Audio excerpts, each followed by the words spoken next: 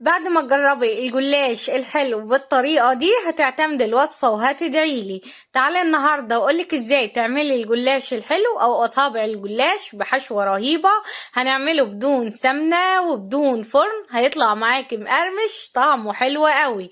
الوصفة من كتر جمالها هتعتمديها ومش هتعملي الجلاش الا بيها. اتمنى بجد فيديو النهاردة ينال اعجابكم. لو عجبكم الفيديو لايك وشير وصلوا على رسول الله عليه أفضل الصلاة والسلام. وتعالوا نسمي بسم الله ونبدأ في الوصفة بتاعتنا.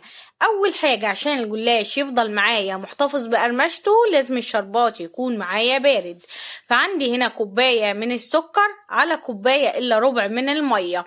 ببدأ كده أدوب السكر وبعد كده بنزل عليه بعصير نص ليمونة صغيرة وببدأ أرفعه على النار لحد لما يبدأ يغلي معايا. أول ما بيبدأ يغلي برجع أدوب كده السكر عشان لسه فيه سكر في أرضية الحلة، فارجع أكد عليه. أول ما بيبدأ في الغليان بالطريقة دي دقيقتين بالظبط وببدأ أطفي عليه النار وأسيب الشربات معايا لحد لما يبرد تماما زي ما انتوا شايفين بالطريقة دي. وصفة سهلة جدا. بعد كده هنبدأ نجهز الحشوة بتاعتنا. فعندي هنا كوبايتين من الحليب هنزل عليهم بمعلقة كبيرة من بودرة الكاستر. هننزل ب3 معالق كبار مليانين من النشا، ولو مش متوفر عندك كاستر استبدليها برضو بنشا. بس كده هبدأ انزل عليهم كمان بمعلقتين كبار من السكر، وهننزل بكيس من الفانيليا بيدي الحشوة ريحة حلوة. طبعا ده كله هبدأ اقلبه على البارد وارفعه على نار متوسطة مع التقليب المستمر لحد لما القوام بيتقل معايا ويغلي. على طول ببدأ ارفعه من على النار. شايفين الجمال؟ قوام كريمي والحشوة بجد رهيبة. هبدأ انزل بقى وهي لسه سخنة كده عليها بفول سوداني وجوز الهند وابدأ اقلبها كويس قوي. وبعد كده طبعا هبدأ انزل بيهم في طبق او في صينية اي حاجة عندك واسيبهم لحد لما يبردوا تماما.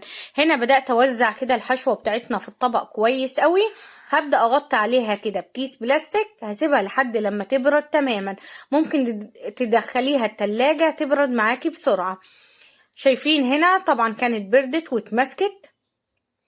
ببدأ اقطعها كده صوابع زي ما انتوا شايفين. بقطعها طولي وبقطعها عرضي. وبعد كده شوفوا الاول الحشوة بتاعتنا وشوفوا كمان السمك بتاع الصباع اللي احنا مقطعينه. هبدأ اركنها على جنب. وعندي هنا في طبق هنزل بمعلقة من الدقيق هنزل عليها بربع كوباية صغيرة من المية وابدأ اقلبهم كويس قوي مع بعضيهم. ودول هبدأ اركنهم على جنب. عندي لفة من الجلاش 350 جرام. هبدأ طبعا اقسمها كده نصين. بحطها فوق بعضيها وبعد كده باخد بالورقتين وابدأ احطهم وابدأ اجي بالحشوة بتاعتنا احطها بالطريقة دي واجيب الجنب ده اقفل على الحشوة والجنب التاني وبعد كده ببدأ الفها. شايفين قد ايه وصفة النهاردة سهلة جدا وسريعة وما بتاخدش وقت خالص. والله العظيم طعمها حلو بطريقة غير طبيعية. بعد ما بلفها بالطريقة دي باجي كده في الجزء الاخير من ورقة الجلاش ببدأ كده ادهنها بالدقيق والمية وابدأ الفها عشان اقفلها كويس قوي وتلزق معايا. طبعا لما اجي احطها على الطبق على بال ما بكمل باقي الكمية بحط كده التقفيلة لفوق عشان ما تلزقش معايا في الطبق. برجع اكرر نفس الخطوات بحط الحشوة والم الجناب وبعد كده ببدأ الف ورقة الجلاش على الحشوة بتاعتنا. اهم حاجة تحطي ورقتين مش ورقة واحدة. شايفين هنا طبعا كنت خلاص خلصت الكمية معانا. الكمية مظبوطة.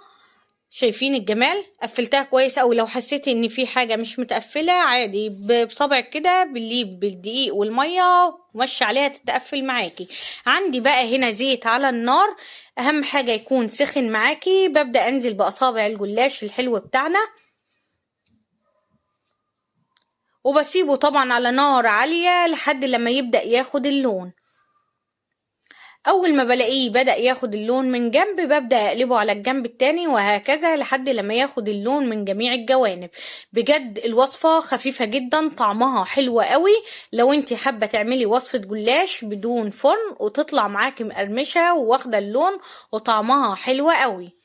شايفين الجمال يا جماعة؟ رهيبة.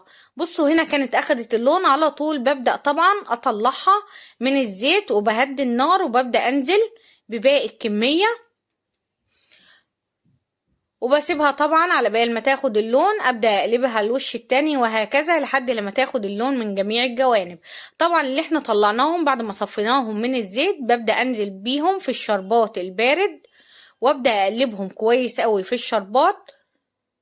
وبعد كده طبعا ببدا اشيلهم من الشربات وابدا احطهم في مصفى عشان يبداوا يصفوا الشربات اللي فيهم.